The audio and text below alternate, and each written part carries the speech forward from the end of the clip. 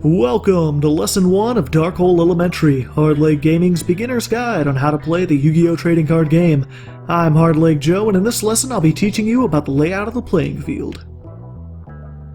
What you see before you is called the field. Each player has their own identical side of the field in which to play their cards.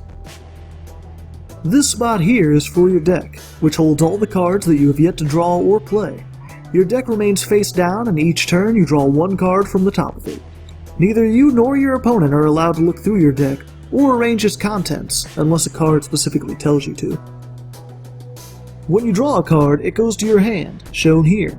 Your opponent is not allowed to see your hand, so when playing in person you'll want to hold your cards up to prevent them from doing so. Above your deck is your graveyard. This is where spell and traps go after they have been played, and where monsters go after they've been destroyed. Unlike your deck in your hand, the contents of your graveyard are public knowledge, meaning your opponent has the right to look through and read these cards at any time. Also, while the cards in your hand and deck are not public knowledge, the number of cards in your hand and deck are. Way over to the bottom left is your extra deck zone, where you'll place certain special types of monsters.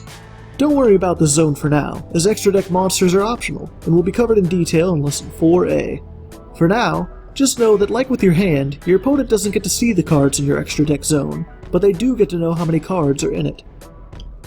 Above that is your field card zone. This spot is where you'll play a special kind of spell, called a field spell. Field spelled cards are optional, and will be covered in more detail in Lesson 2A. In the center of the field are 2 rows of 5. These are your monster zones and your spell trap zones. As the names imply, the top row is where you'll play your monster cards, and the bottom row is for spell traps. Note that you only have 5 of each type of zone, meaning you can only control up to 5 spell traps and 5 monsters at one time. Finally, there are the pendulum zones. Like with your field card zone, the pendulum zones are only used to play a certain kind of cards called pendulum monsters.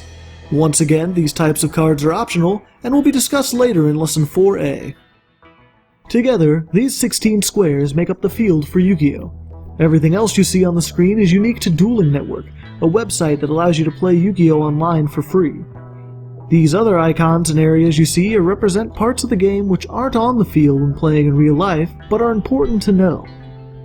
For example, you may notice another zone on Dueling Network that I didn't talk about. This zone is for cards that have been banished, also known as removed from play. These cards are not considered to be in play or on the field, and in real life can be placed anywhere out of the way. There is no specific banished zone. Cards can only become banished by the effects of certain other cards, and oftentimes this area is not even used at all, which is why it isn't a permanent fixture on the field. Another important point to take notice of is the life point counter. While it's not a part of the field, it is an important aspect of dueling. When playing in person, be sure to keep track of life points yourself on a piece of paper so there is no confusion about the current standings.